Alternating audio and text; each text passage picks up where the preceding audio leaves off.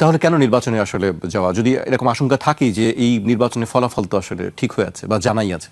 আচ্ছা, আমি আপনাকে কেমন ইলেকশন ইঞ্জিনিয়ারিং হচ্ছে এটা একটা দিই। আমার কাছে আমার সিরাজগঞ্জ 6 আসনের যে বিএনপির মনোনীত প্রার্থী এম এ মুহিত সাহেব, উনার হচ্ছে হলফনামা আর একটা কোম্পানি রেজিস্ট্রেটেড ইউকেতে কোম্পানি ফাইল আছে। আপনি জাস্ট এটা দেখেন একটু।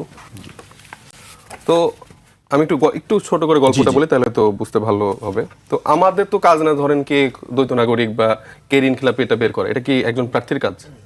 সেটা তো না, নির্বাচন কমিশন, এটা নির্বাচন কমিশনে বা ওইখানকার যে প্রশাসন আছে, দায়িত্বশীল আছে, তাদের কাছে। তো আমরা যখন আমাদের মনোনয়ন বৈধতা পেল, যেদিন আমাদের ঘোষণা করলো, তখন আমি দেখতে পেলাম যে সোশ্যাল মিডিয়াগুলোতে এম এ মুহিত সাহেব আছেন, উনার ব্যাপারে হচ্ছে দ্বৈত নাগরিকত্বের বিভিন্ন ইনফরমেশন আসা শুরু করলো।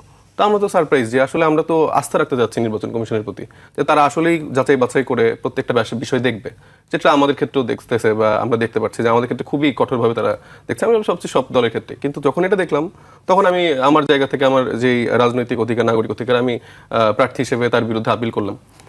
আপিল করার সময় আমি তাদেরকে জিজ্ঞেস করলাম যে আপনারা কি এটা ভেরিফাই করেন নাই? বলছে এটা তো আপনারা দেখবেন, আপনারা বের করেন। তো তাদের এই কথাটা শুনে প্রথমে বুঝলাম যে আসলে তারা কতটুকু একটা দলের প্রতি বায়াসড। ঠিক আছে, ফাইন। তো তারপরে গতকালকে আমার শুনানি ছিল, ওনারাই বলছেন যে এটা আপনারা দেখবেন, এটা নাকি আমাদের বের করার কাজ। মানে বলছি এই ইনফরমেশনগুলো আপনারা চেক করে বের করবেন না। তো গতকালকে আমার শুনানি ছিল। তো শুনানিতে আমাদের কাছে ধরেন অ্যাজ এ সিটিজেন আমাদের কাছে তো খুব বেশি ইনফরমেশন পাওয়ার সুযোগ নেই। এই যে আপনি দেখেন, এটা একটা মানে গভর্নমেন্টের অফিসের কোম্পানি রেজিস্টার্ড একটা জায়গা। আমি এখানে মুহিত সাহেবের যেই ইলেকশনে যে হলফনামা দিয়েছে, সেখানে দু একটা ইনফরমেশন বলি, আপনি জাস্ট একটু মিলাই নেন। একটু 3 নাম্বার পেজে দেখেন ওনার নাম কি মুহিত দেয়া আছে কিনা। থ্রিতে মুহিত দেয়া আছে। তারপরে আপনি এরপরের কয়েকটা পেজে যান, প্রবাবলি এটাতে, এখানে ওনার মেয়ের নাম হচ্ছে শামামা মুহিত কন্যা, এই যে এখানেও কিন্তু সেটা দেয়া আছে। তারপরে এখানে ওনার যে বয়স, ওনার বয়সও সেম। তারপরে ওনার যে ওয়াইফের নাম সেটাও সেম।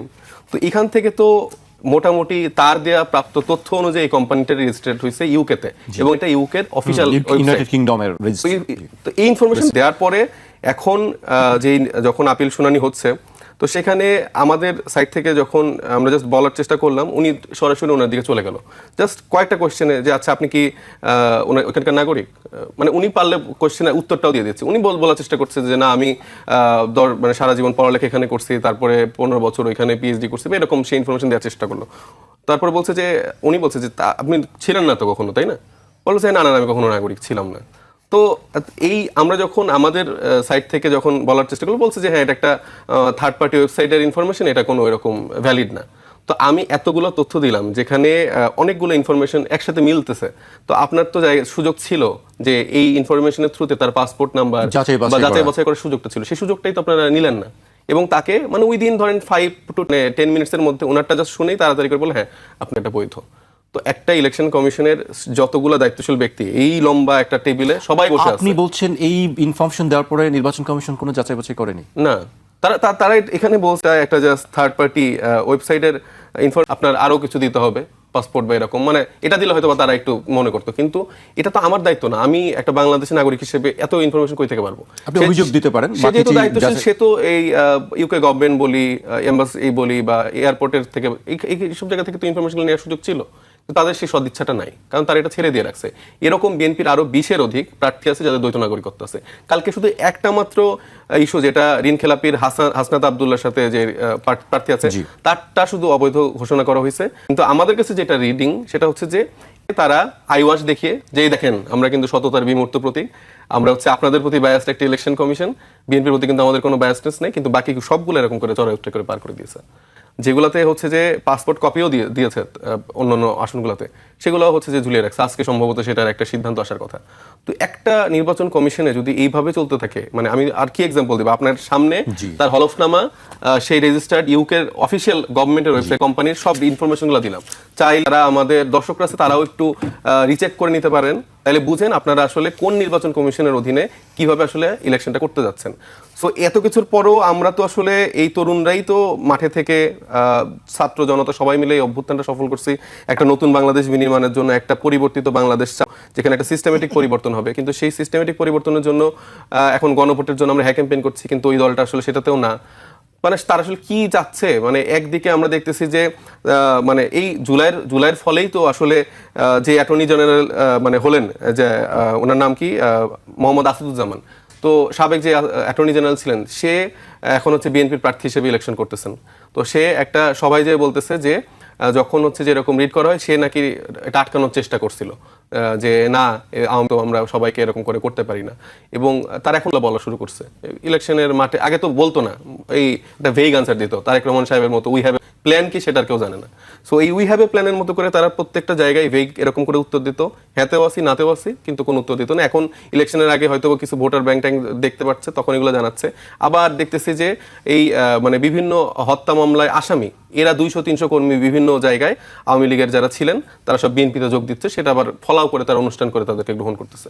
তো এই যদি হয় বিএনপির অবস্থান, যদি হয় বা আপনার বক্তব্য অনুযায়ী যদি অবস্থা যদি এটাই হয় যে আপনারা বুঝতে পারছেন, তাহলে কেন আসলে সেই নির্বাচনে আপনি পার্টিসিপেট করছেন? আমরা তো চেষ্টা করতেছি, তো মানে বলে কয়ে প্রতিবাদ করে সর্বোচ্চ চেষ্টাটা আমরা তো করে যাচ্ছি, কারণ আমরা তো নতুন করে আর কোনো রক্তপাত চাই না, কোনো হানাহানি চাই না।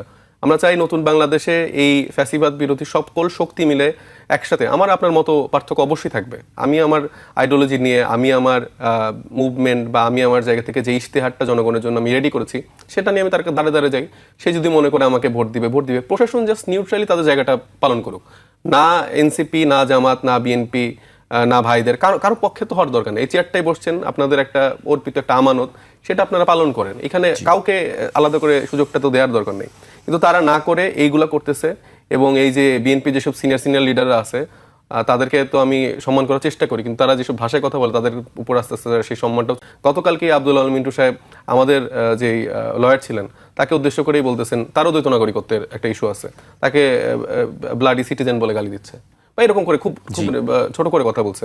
তো এই ব্লাডি সিটিজেনদের কাছে আপনারা এখন এই ভোটের আগে টুপি পরে ইসলামী লেবাস ধারণ করে হঠাৎ করে যে হচ্ছে ভোট চাবেন, ক্ষমা চাবেন, আমি একটাকে অ্যাড করি, এই যে টুপি পরে ভোটের মাঠে নামা বা ইসলামী লেবাস, এটা তো আমরা দেখছি সব রাজনৈতিক দলে করেনি। তো এই যে ওনারা যে এরকম করে শুরু করতেছে, কিন্তু আমাদেরকে তো তারা ওইভাবে তো মূল্যায়ন করে না, কারণ ভোটটা পেয়ে যাওয়ার পরে আব্দুল আল মিন্টু সাহেব থেকে শুরু করে আপনারা নতুন করে এই সালমান এফ রহমান তৈরি হইতে দেন, তারপরে ওই আওয়ামী লীগের সময় যেসব বড় বড় লোকজন ছিল যারা আসলে মানুষই মনে করতো না, এরকম অলরেডি কিছু ফিগার তৈরি হয়ে গেছে, সালাউদ্দিন সাহেব থেকে শুরু করে অনেকে তৈরি হয়ে গেছে।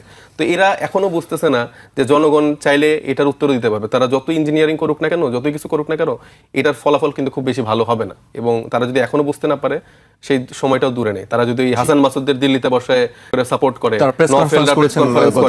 হচ্ছে যে তারা বাংলাদেশের ভিতর বিষয়ে এখন কথা বলা শুরু করে দিল্লিতে বসে বসে, এটা তো কারো শেল্টার ছাড়া তো তারা সুযোগটা পায় না।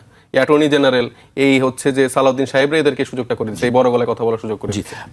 মাসুদ ভাই আছেন আমার সামনে, কিন্তু তারপর প্রশ্নটা আপনাকেই করছি। আমি কথার মধ্যে বলছিলাম যে আসলে নির্বাচন আসলেই আমাদের লেবাসটা কেন পাল্টাতে হয়? শুধু এবারের কথাই বলছি না, আমি অতীতের অনেকবার দেখেছি, অনেক যে নির্বাচনের আগেই আমাদের এটা পাল্টে যায়, বদলে যায়। এটা কেন? এটা হচ্ছে আমি বললাম যে আমরা যেই নতুন এটা সমর্থন করেন, আমি সমর্থন করি না। ধরেন আমি কিন্তু প্র্যাকটিসিং মুসলিম, কিন্তু ধরেন আমি জিন্স পড়তেছি, তো সে না, অনেকে প্র্যাকটিস পারে, সেটা তার ব্যক্তিগত চয়েস, এটা আমার কোনো রাইট নেই তাকে বাধ্য করা যে তোমার প্র্যাকটিসিং মুসলিম হতে হবে। সে তার মধ্যে যদি সেই ঈমান আকীদা না আসে, আমি আমার জায়গা থেকে তাকে সর্বোচ্চ বলতে পারবো, সে যদি আমার কাছের মানুষ হয়, কিন্তু জোর করে কারোর উপর চাপাই দেওয়ার আমার রাইটটা নাই। এখন ধরেন যে আমি এখন ফেক করে আমি টুপি পরে আলাদা করে মানে সারাদিন হচ্ছে এই কাজগুলো করছি, ওটা তো আসলে ঠিক না। আমি যখন মসজিদে যাই, অনেক সময় টুপি পরি, আবার অনেক সময় পরিও না। এটা আসলে সেই সময় আমার কাছে টুপি ছিল বা আছে কিনা সেটার উপর ডিপেন্ড করে।